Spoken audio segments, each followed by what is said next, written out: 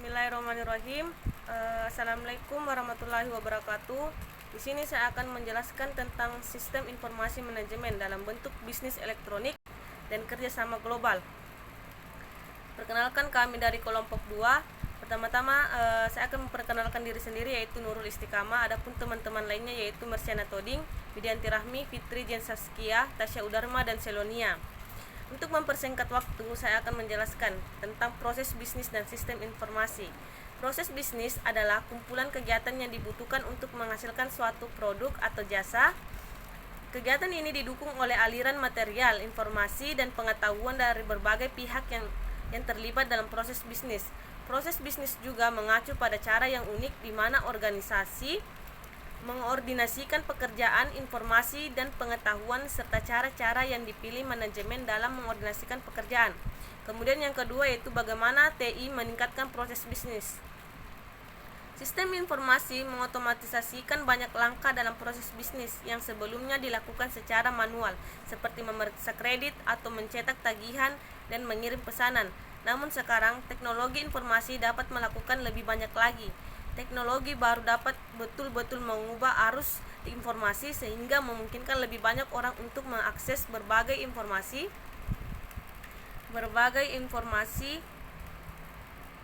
mengubah prosedur yang seharusnya dikerjakan secara berurutan menjadi dapat dilakukan secara bersamaan, kemudian serta menghilangkan hambatan-hambatan dalam pengambilan keputusan. Yang ketiga yaitu model bisnis. Penerapan e-bisnis tidak hanya sekedar penerapan internet atau teknologi dari sisi teknisnya saja, tetapi lebih dari perubahan struktur bisnis. E-bisnis sekarang dipandang sebagai transformasi struktur bisnis yang mengubah cara dan model bisnis untuk bersaing mendapatkan laba. Perubahan struktur atau model seperti jasa keuangan dimulai dari penggunaan e-bisnis. Industri ini mulai mentransformasikan dirinya dari model bisnis yang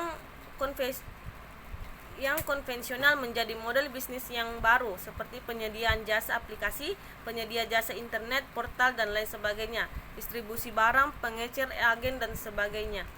Kemudian ada pun jenis-jenis sistem informasi. Organisasi bisnis pada umumnya memiliki sistem-sistem yang mendukung proses-proses tersebut dalam tiap area. Fungsi bisnis utama penjualan dan pemasaran, manufaktur dan produksi, keuangan, akuntansi, serta sumber daya manusia.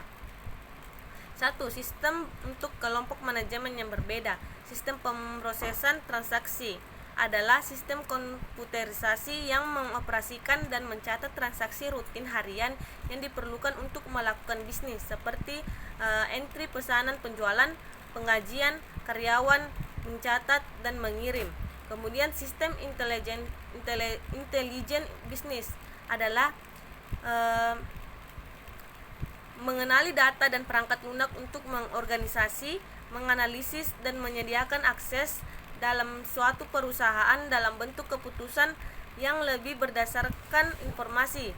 Intelijen bisnis menunjukkan segala hal yang dibutuhkan dalam pengambilan keputusan pada setiap tingkat manajemen.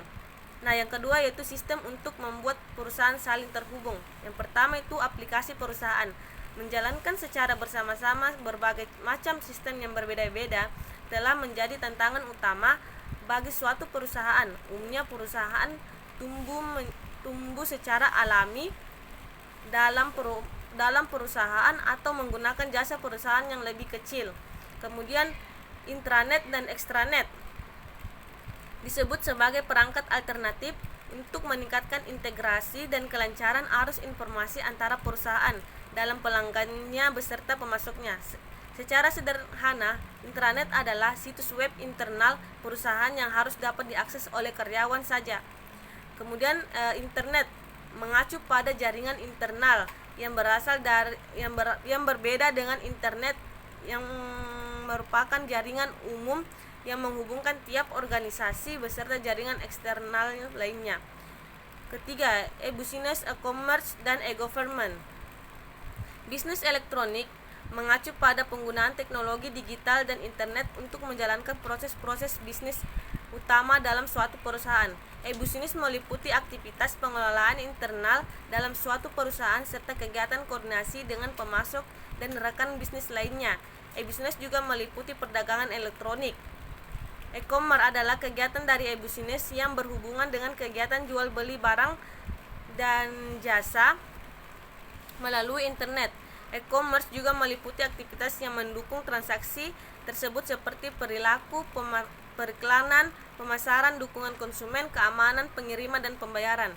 Kemudian C. Sistem untuk kolaborasi dan bisnis jejaring sosial. Kolaborasi adalah bekerja bersama-sama orang lain untuk mencapai tujuan bersama yang jelas.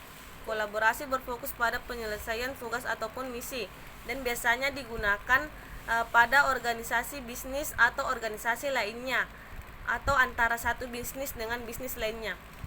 Kedua, bisnis jejaring sosial. Saat ini banyak perusahaan yang meningkatkan kolaborasi dengan memanfaatkan bisnis jejaring sosial menggunakan platform jejaring sosial yang meliputi Facebook, Twitter, dan perangkat sosial yang terdapat dalam perusahaan untuk menghubungkan dengan karyawan, pelanggan, serta pemasok mereka. Perangkat ini memungkinkan pekerja untuk membuat profil, membentuk kelompok, dan mengikuti perkembangan status anggota lainnya. 3. Manfaat bisnis dari kolaborasi dan bisnis jejaring sosial. 4. Membangun budaya dan proses bisnis yang kolaboratif. Kelima, perangkat dan teknologi untuk kolaborasi dan bisnis jejaring sosial. Kemudian fungsi sistem informasi di dalam bisnis. Hampir di setiap perusahaan yang terkecil sekalipun, departemen sistem informasi adalah kelompok resmi dalam struktur organisasi yang bertanggung jawab dalam memberikan jasa atau pelayanan di sektor teknologi informasi. Departemen sistem informasi terdiri atas spesialis seperti pemrograman, adalah spesialis yang dilatih mengenai hal-hal teknis secara mendalam, yang menulis rangkaian perintah dalam suatu program untuk komputer. Kemudian analisis sistem, melembangkan hubungan untuk antara kelompok sistem informasi dan seluruh kelompok lainnya dalam perusahaan. Kemudian faktor-faktor keberhasilan e-business. Terdapat 2 faktor terpenting dalam menetapkan keberhasilan langkah-langkah untuk masuk dalam e-business. Faktor pertama adalah tingkat kesesuaian dalam dukungan aktivitas e-business atas strategi keseluruhan perusahaan, dan faktor kedua adalah kemampuan untuk menjamin bahwa proses e-business memenuhi 3 karakteristik kunci yang dibutuhkan dalam transaksi bisnis apapun, yaitu validitas, integritas, dan privasi. Mungkin itu saja yang bisa saya jelaskan. Sekian dan terima kasih. Wassalamualaikum warahmatullahi wabarakatuh.